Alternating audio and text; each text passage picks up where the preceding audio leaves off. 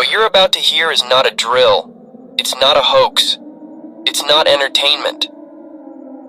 If you're listening to this broadcast, you already know the world is not what it was. This signal is a lifeline, a truth, a reckoning. Stay with me. Stay alive. Good evening, or morning, or whatever sliver of time you've clawed back from the chaos. This is Eli McCade, broadcasting to you from somewhere above the madness. Literally. You're listening to Rocky Mountain Refuge, the only signal, still punching through the static between Denver and the stars.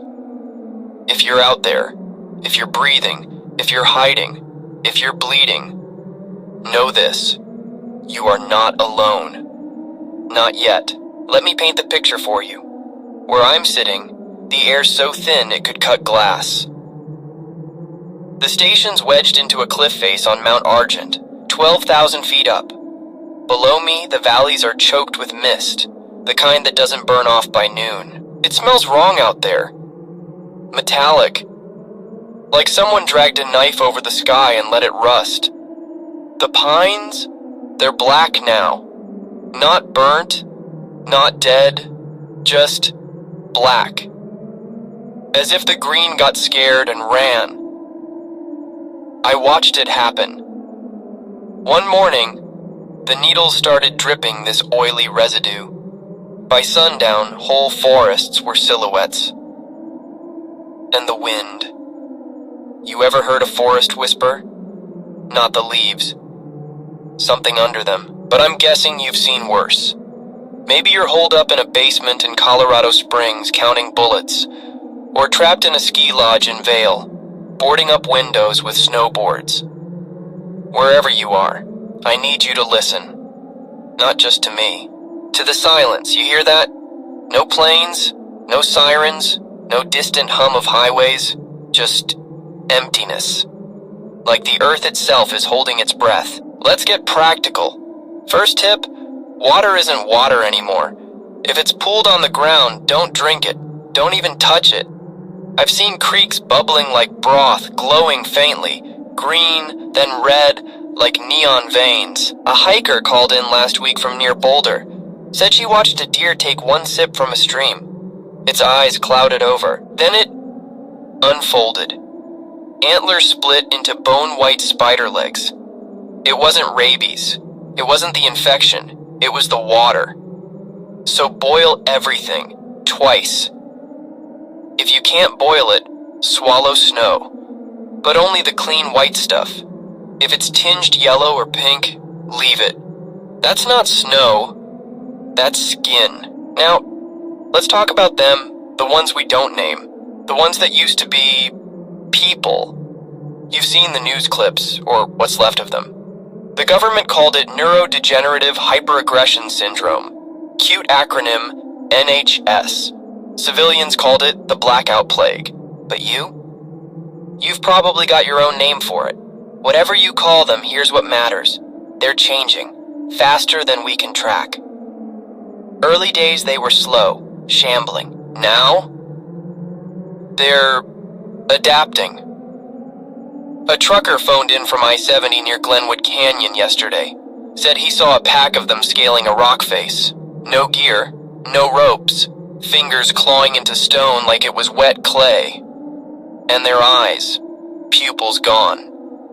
Just milky film, glowing faintly in the dark, like cats. But cats don't scream in voices that sound like your mother. I'll share something I shouldn't. 3 days ago, a military convoy tried to retake Denver. National Guard, what's left of them. They made it to the Capitol building, set up a perimeter. Then, the ground caved in, ripped open like a rotten peach. Soldiers radioed in screams about things crawling out. Not the infected. These were pale, hairless, long limbs, joints bending the wrong way. They didn't attack, just watched. Then the signal died. Satellite images showed the Capitol dome split in half, like something bit it. But you don't need me to tell you the world's gone mad. You're living it. So let's talk about you. Let's talk about the couple in Fort Collins who turned their bookstore into a fortress, boarded the windows with dictionaries, melting encyclopedias down for wax seals, or the old rancher outside Durango who rigged his cattle fence with guitar strings plays Amazing Grace when the wind blows, says it calms the infected, swears they pause, tilt their heads, like they're trying to remember the tune. Maybe they do. Maybe that's the worst part. Or the girl. God, the girl. She called in from a payphone in Silverton. Couldn't have been older than 14. Voice shaking, but clear. Said she'd been riding her horse through the San Juan since the outbreak. Her parents didn't make it. Her horse, Dusty, did. She asked me if horses could get infected. I didn't know. I still don't. But I told her no. I told her to keep riding, to stay in the high meadows where the snow melt's still pure. Last thing she said? The stars look bigger now. I don't know what's causing this. Nobody does. But I've got theories. The night it all started, there was a sound. Not a crash, not a bang, a vibration. Felt it in my teeth. My buddy Wes, down in Pueblo, said it reminded him of the tone you hear before a retinal scan, but deeper. Older. That same night, the auroras appeared. Not just in the north. Everywhere. Red curtains in the sky rippling like wet silk.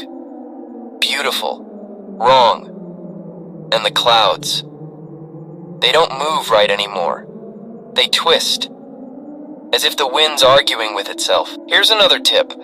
Avoid the cities after dark, not just because of the infected. There's lights, floating orbs drifting through the streets, blue-white, cold as moonlight. A nurse who escaped Denver Press said they hover over corpses. When they leave, the bodies are gone. No blood, no bones, just gone. She called them street cleaners.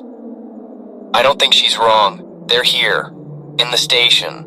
Not infected, not yet, but the door's shaking.